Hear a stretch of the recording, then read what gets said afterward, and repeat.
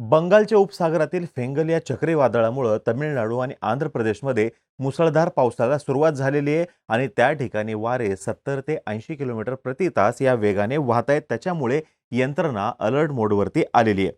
आता तिथे काही राज्यांमध्ये हवाई वाहतुकीवरतीही निर्बंध घालण्यात आलेले आहेत. भारतीय हवामान विभागानं या चक्रीवादळामुळे तामिळनाडूच्या अनेक भागामध्ये पुढील काही दिवस मुसळधार पावसाचा इशारा दिलेला आहे. बंगालच्या उपसागरामध्ये निर्माण झालेलं हे चक्रीवादळ देशाच्या पूर्वेकडील सागरी सीमेवरती धडकणार आहे आणि त्याचे परिणाम येणारे काही दिवस दिसून येऊ शकतात. त्याच्यामुळं जे आपले किनारी राज्य आहेत, किनारपट्टीवरील कर्नाटक, तेलंगणा, केरळ, तामिळनाडू, आंध्र प्रदेश यासोबतच पुदुचेरी येथे सतर्कतेचा इशारा देण्यात आलेला आहे. हवामान विभागाने दिलेल्या माहितीनुसार येत्या 3 डिसेंबरपर्यंत तामिळनाडूसह कर्नाटक आणि दक्षिण आंध्र प्रदेशात तसेच पुदुचेरीमध्ये मुसळधार ते अतिमुसळधार पावसाची शक्यता आहे.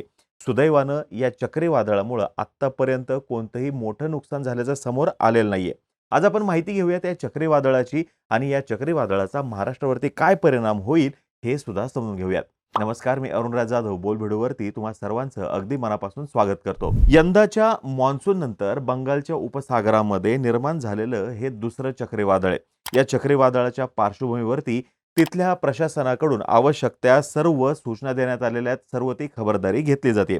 आता हे चक्रीवादळ जे आहे फेंगल हे बंगालच्या उपसागरामध्ये तीव्र झालेलं आहे. पुदुचेरीकडे ते सरकलेलं आहे. त्याच्यामुळं तमिळनाडूच्या प्रशासनाकडून सतर्कतेच्या सूचना, मार्गदर्शक सूचना जारी करण्यात आलेल्या आहेत. राज्य सरकारनं अनेक जिल्ह्यातल्या शाळा आणि महाविद्यालये ही काल बंद ठेवलेली होती. आज तर सुट्टीच आहे. उद्या सुद्धा कदाचित ते बंद ठेवू शकतात. याबरोबरच राज्यामध्ये अनेक ठिकाणी सार्वजनिक वाहतूक सुद्धा बंद करण्यात आलेली आहे. आय-टी कंपन्यातील कर्मचाऱ्यांसाठी वर्क फ्रॉम होम सुरू करण्याची विनंती करण्यात आलेली आहे. आणि चेन्नई, तिरुवल्लूर, कांचीपुरम, चेंगलपट्टू या जिल्ह्यातील सर्व शाळा आणि कॉलेजेस हे कालपर्यंत बंद ठेवण्याचे आदेश देण्यात आलेले होते. आता प्रत्येक वेळेस आपण बघतोय की बंगालच्या उपसागरामध्ये दर काही टाइम पिरियड नंतर हे चक्रीवादळ निर्माण होतं. आता हे का निर्माण होतं हे समजून घेणं गरजेचं आहे. एकतर अरबी समुद्रामध्ये चक्रीवादळ निर्माण होतं किंवा बंगालच्या उपसागरामध्ये चक्रीवादळ निर्माण होतं. एखाद्या ठिकाणी तापमान जर का जास्त झालं तर इतर भागामध्ये ढगाळ वातावरणामुळे म्हणा किंवा अन्य कारणामुळे तापमान जर का कमी झालं तर हा तापमानातील फरक भरून काढण्यासाठी हवा जोरात व्हायला लागते. मग तेथे हवा तापते आणि ते वातावरणाच्या वरच्या भागामध्ये जाते. मग इथली तापलेली हवा वर गेल्यानंतर इथं जो व्हॅक्यूम तयार होतो, हा व्हॅक्यूम भरून काढण्यासाठी बाजूची थंड हवा त्या ठिकाणी येते. ती सुद्धा हवा गरम होते, वर जाते आणि हे चक्र सुरू होतं आणि मग ते चक्रीवादळामध्ये रूपांतरित होतं. आता या ठिकाणी कमी दाबाचं क्षेत्र तयार होतं पाण्याच्या पृष्ठभागावरती आणि त्याची तीव्रता वाढत झाल्यानंतर हे चक्रीवादळाचं रूप घेतं. आता हे चक्रीवादळ तयार होण्याची प्रक्रिया जी आहे ही अतिशय संथ असते. म्हणजे 240 ते 250 तास याच्यासाठी लागू शकतात. आता या चक्रीवादळासंदर्भात आपण ऑलरेडी आपल्या इथल्या विधानसभांचे निवडणुकांचे निकाल लागणार होते. त्यावेळेस सुद्धा एक व्हिडिओ बनवलेला होता. तेव्हा हे चक्रीवादळ श्रीलंकेच्या किनारपट्टीवरती घोंगावत होतं आणि आता ते सरकत भारताच्या दक्षिणेकडील किनारपट्टीकडे आलेले आहे. अरबी समुद्रामध्ये वर्षाला सरासरी 2 आणि बंगालच्या उपसागरामध्ये वर्षाला सरासरी 10 चक्रीवादळं निर्माण होतात. म्हणजे बंगालच्या उपसागरामध्ये अरबी समुद्रापेक्षा अधिक चक्रीवादळं निर्माण होतात आणि बंगालच्या उपसागरातील वादळं निर्माण झाल्यानंतर ती वायव्येकडे प्रवास करत भारताच्या पूर्व किनाऱ्यावर ते धडकतात. त्याच्यामुळे बंगाल, ओडिसा, आंध्र प्रदेश, तमिळनाडू यांच्या किनाऱ्यांना वारंवार चक्रीवादळांना तोंड द्यावं लागतं. अरबी समुद्रामध्ये चक्रीवादळाचं प्रमाण कमी आहे बघा आणि ते केरळच्या नैऋत्येस तयार होतात आणि प्रथम ती उत्तरेकडे सरकतात. नंतर महाराष्ट्राच्या समोर आल्यानंतर ती वायव्येकडे प्रवास करत गुजरातच्या नैऋत्येकडे येतात. त्याच्यानंतर ते दिशा बदलून ईशान्येकडे वळून गुजरातच्या किनाऱ्यावरती धडकतात. त्याच्यामुळे गुजरातच्या वेरावळ, द्वारका या भागास वारंवार चक्रीवादळाला तोंड द्यावं लागतं.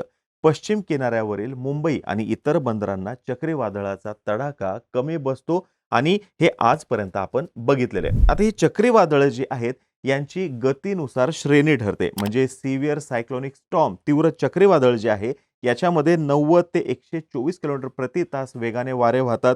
घरांना, पिकांना आणि झाडांना याचं नाममात्र नुकसान होतं. त्याच्यानंतर व्हेरी सिव्हिअर सायक्लोनिक स्टॉर्म ज्याला अतितीव्र चक्रीवादळ म्हणतात त्याच्यामध्ये 125 किलोमीटर ते 164 किलोमीटर प्रति तास वेगाने वारे वाहतात आणि लक्षात येण्याइतपत याच्यामुळे नुकसान होतं. त्याच्यानंतर असतं ते सुपर सायक्लोन. याच्यामध्ये 165 किलोमीटर ते 224 किलोमीटर प्रति तास या वेगाने वारे वाहतात. वीज पुरवठा खंडित होतो, घरांचे छप्र उडून जातात. जीवितहानी होते, मालमत्तेचं नुकसान होण्याची शक्यता असते. आता मे ते जून आणि ऑक्टोबर ते नोव्हेंबर, डिसेंबर या दरम्यान वादळं मोठ्या प्रमाणामध्ये निर्माण होतात. हे वादळांसाठीचे महिने आहेत असं म्हटलं जातं. चक्रीवादळानंतर जमा झालेले ढग संख्येने इतके मोठे असतात, की ते वाऱ्यासह हजारो टन पाणी वाहून नेऊ शकतात.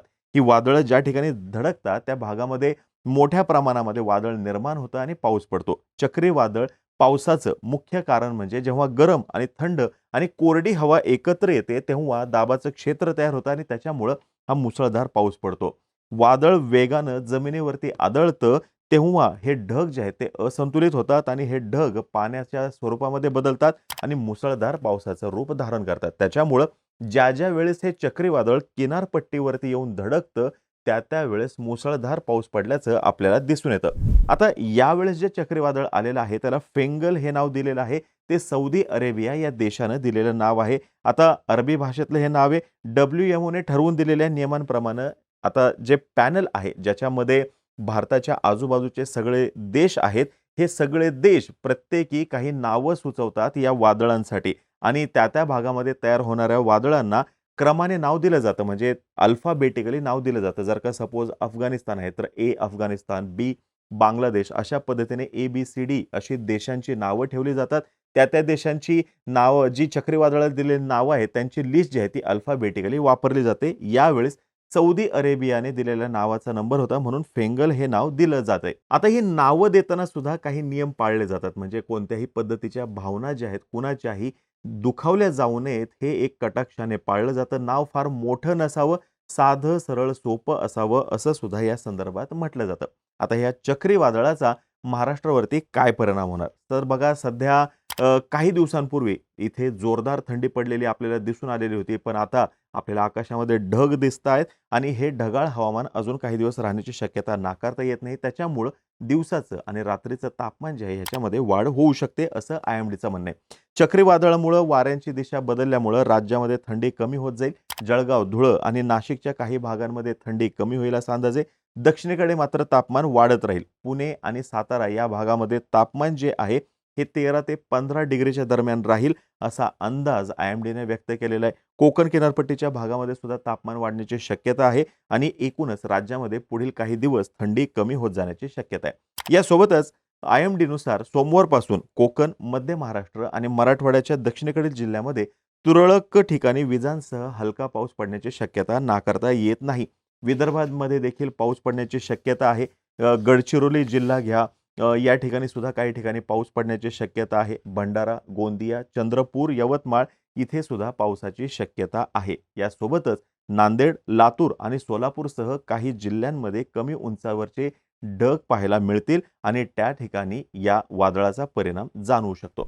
आता तमिळनाडूमध्ये हे वादळ येऊन धडकलेलं आहे. मगाशी मी म्हटलं तसं पुदुचेरीकडे ते ऑलरेडी सरकलेलं आहे. तमिळनाडू प्रशासनानं या वादळाचा मुकाबला करण्यासाठी शक्य ती सर्व यंत्रणा उभी केलेली आहे. तमिळनाडूचे महसूल आणि आपत्ती व्यवस्थापन मंत्री KKSSR रामचंद्रन यांनी जी माहिती दिलेली आहे त्याच्यानुसार फेंगल चक्रीवादळामुळं कोणतंही मोठं नुकसान झाल्याचं वृत्त अजूनपर्यंत तरी समोर आलेलं नाहीये.